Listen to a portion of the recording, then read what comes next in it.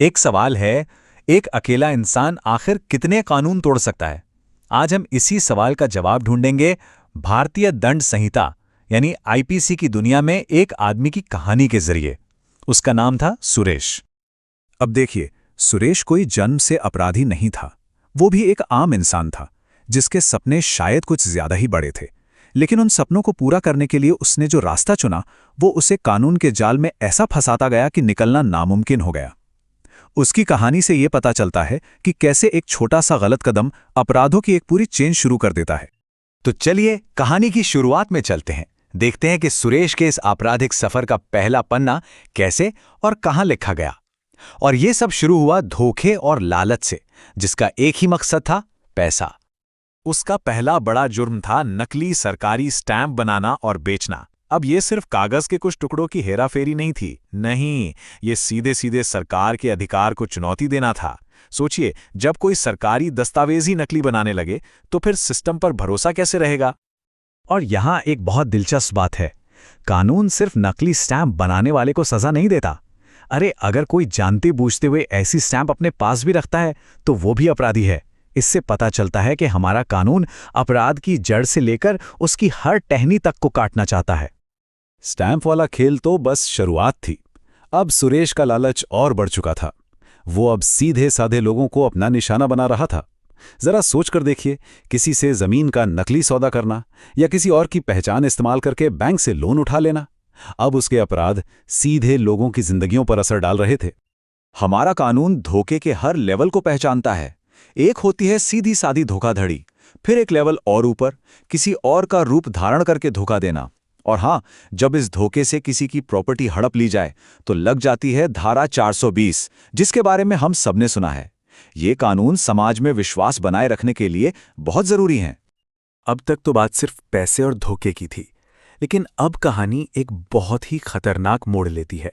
एक ऐसा मोड़ जहां सुरेश के लालच का असर सीधे बेगुनाह लोगों की सेहत और उनकी जिंदगी पर पड़ने लगता है। पैसा, पैसा, पैसा।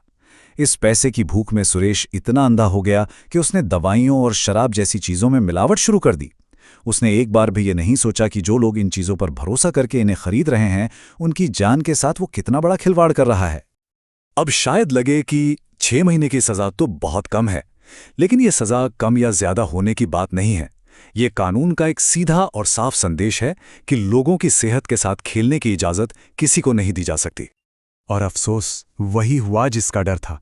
सुरेश की मिलावटी चीजों ने लोगों को बीमार करना शुरू कर दिया, और एक मामले में तो उसकी इस लापरवाही ने एक इंसान की जान ही ले ली। सोचिए, एक छोटे से लालच का नतीजा एक परिवार के लिए जिंदगी भर का दर्द बन गया। यहां भी कानून की समझ देखिए। हर मौत हत्या नहीं होती।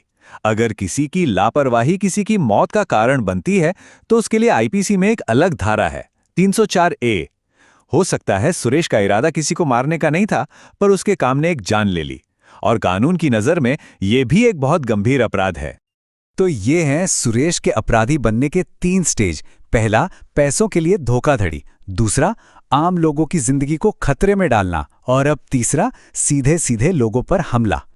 अगर अब तक की कहानी परेशान करने वाली थी तो अब तैयार हो जाइए, क्योंकि अब हम कहानी के सबसे खौफनाक हिस्से में जा रहे हैं, जहां सुरेश का असली हिंसक चेहरा सामने आता है। जब लोगों ने उसके खिलाफ आवाज उठानी शुरू की तो सुरेश ने उन्हें चुप कराने के लिए धमकियों का रास्ता चुना, और वो भी गुमनाम धमकियां। गुमनाम धमकी ज्यादा खतरनाक क्यों होती है? क्योंकि जब पता ही ना हो कि दुश्मन कौन है तो डर और भी ज्यादा लगता है। यहां कानून का फर्क एकदम साफ है। अगर कोई सामने आकर धमकी देता है तो वो धारा 506 का मामला है, लेकिन अगर वही धमकी फोन पर या किसी चिट्ठी से अपनी पहचान छिपाकर दी जाए तो धारा 507 के तहत सजा और भी बढ़ जाती है। और फिर सुरेश ने इंसानियत की हर हद पार कर दी। बच्चों को अगवा करना, लोगों को बंधक बनाकर उनसे जबरदस्ती काम करवाना, यानी मानव तस्करी। ये वो अपराध हैं जिन्हें सुनकर किसी की भी रूह कांप जाए। जहर देना, कैद करना, अपहरण, तस्करी, ये लिस्ट दिखाती है कि सुरेश कितना नीचे गिर चुका था। ये धाराएं सिर्फ कानून की किताब में लिखे नंबर नहीं हैं, ये हर इंसान की आज़ादी और उसकी इज्जत की गारंटी हैं, और इसीलिए इन अपराधों की सजा इतनी सख्त है। सुरेश ने सिर्फ लोगों को ही नुकसान नहीं पहुंचाया, नहीं, उसने उस सिस्टम पर ही हमला कर दिया जो हमारी रक्षा के लिए बना है। हमारा कानून, हमारी अदालतें, और ये शायद उसके अपराधों का सबसे खतरनाक लेवल था। जरा सोचिए, उसने पुलिस के पास जाकर बेगुनाह लोगों के खिलाफ झूठी शिकायतें लिखवाईं, उसने अदालत में जाकर झूठी गवाही दी, और तो और उसने कोर्ट के रिकॉर्ड्स तक में हेरफेर कर दी।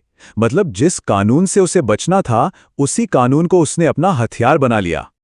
न्याय के सिस्टम से खिलवाड़ करना इतना बड़ा अपराध क्यों है? क्योंकि अगर लोगों का पुलिस और अदालतों से ही भरोसा उठ गया तो फिर बचेगा क्या? ये कानून उसी भरोसे को बचाने के लिए हैं। और जब उसे लगा कि अब वो फंसने वाला है तो उसने अपना आखिरी दांव खेला। उसने दंगे भड़काए, सरकारी संपत्ति में आग लगा दी। उसका मकसद सिर्फ तोड़फोड़ करना नहीं था, उसका मकसद था समाज में डर और अफरा तफरी फैलाना। तो एक छोटे मोटे धोखेबाज से शुरू करके एक बेरहम अपराधी और फिर पूरे सिस्टम को चुनौती देने तक सुरेश ने एक बहुत लंबा आपराधिक सफर तय किया। तो अब बड़ा सवाल यह है कि इस सब के बाद कानून ने उसके साथ क्या हिसाब किया? सुरेश को किसी एक जुर्म की सजा नहीं मिली, उसे अपने किए हर एक गुनाह की सजा मिली। और जब उन सब सजाओं को जोड़ा गया तो हिसाब बना उम्र कैद और दशकों की जेल। यह है कानून का वजन, जो ये साफ करता है कि आखिर में कानून से ऊपर कोई नहीं है। सुरेश की ये कहानी हमें भारतीय दंड संहिता की ताकत तो दिखाती है, पर जाते जाते एक सवाल भी छोड़ जाती है। धोखे, लालच और नफरत की नींव पर बनाया गया इतना बड़ा साम्राज्य, क्या वाकई में इसकी कोई कीमत थी?